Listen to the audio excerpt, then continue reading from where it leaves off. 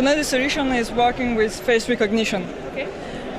So the first step is to enter the e-gate, the man trap, and get the passport read. The passenger puts his passport on the passport reader. The passport reader is reading the information contained in the chip. Okay. Then there is biometric matching, comparing the face acquired by the system with the picture of the passport. Okay. And if everything is right, like it was now, Yes. then the passenger is entitled to cross the border and to exit the gate. Okay.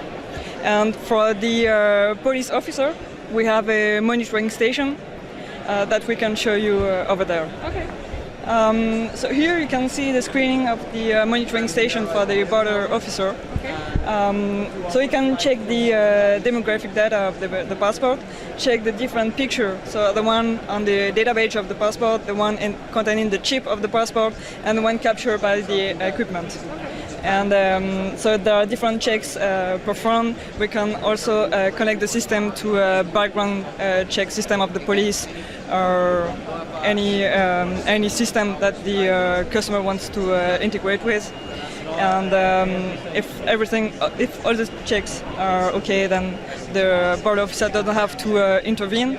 If something is wrong, then there is an alarm, and the border officer can take the decision to get the passenger out of the gate and check him manually. Morpho not only have explored the field of biometrics application for airport, but we have also detection systems that we implement into the baggage systems, such as this machine, the CTX 5800. Which is a machine like a tomograph, like a healthcare system that is able to reproduce 3D images of the baggage. So this is fully integrated into the baggage system. This machine is the smallest one that we have. It's a machine with 450 baggage per hour. But we have another machine, the CTX 9800, with more than 1,000 baggage per hour. That is able to process quite fairly good number of baggage, as you can, as I've told you, and that is completely standard 3 kind of equipment that is dedicated to be implemented into all the European airports from 2014 at level 1 of the screening system into the baggaging system. Okay, so as you can see here, you will have, and this is the kind of typical image that is generated usually by X-ray machines or even the former generation of CT. This is a kind of 2D image. The former generation of CT used to look at an image with a 2D image and then do some slice of the baggage just to check where there could be a threat. What we do too now is the following.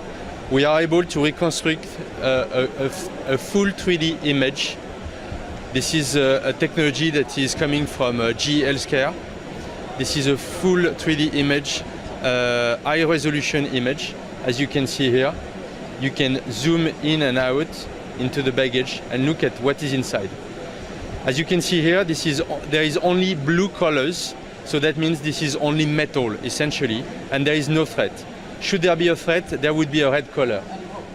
So here, as you can see, this is an image of a luggage in which there is a potential threat. The threat, as you can see, is displayed here in red, and you can see it right away. So this is something that corresponds to a certain level of density that is defined, and we have a certain number of rules that have been set up by TSA and ECAC so that we analyze and we are able to assess if this is a potential threat or not.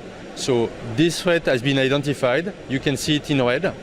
As you can see too also here, you can see there are also some green colors.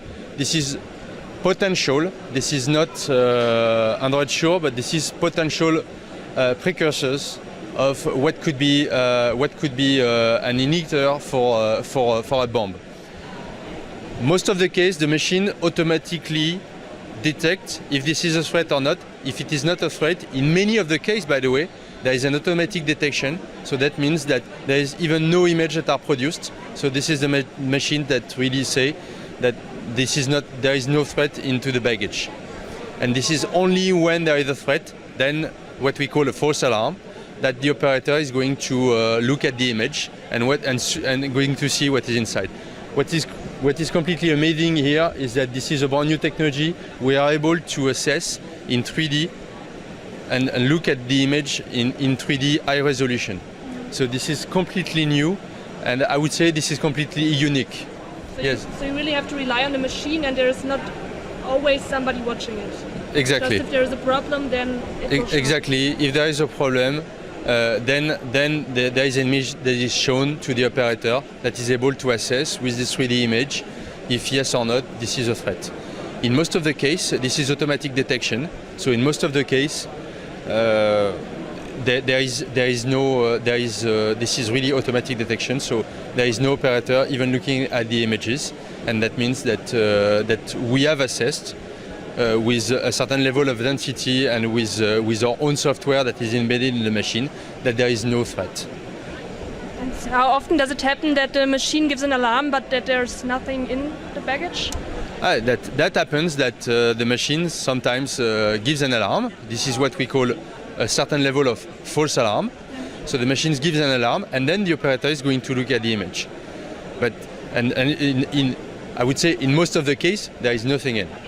Otherwise, there would be much more terrorists around the world than we have.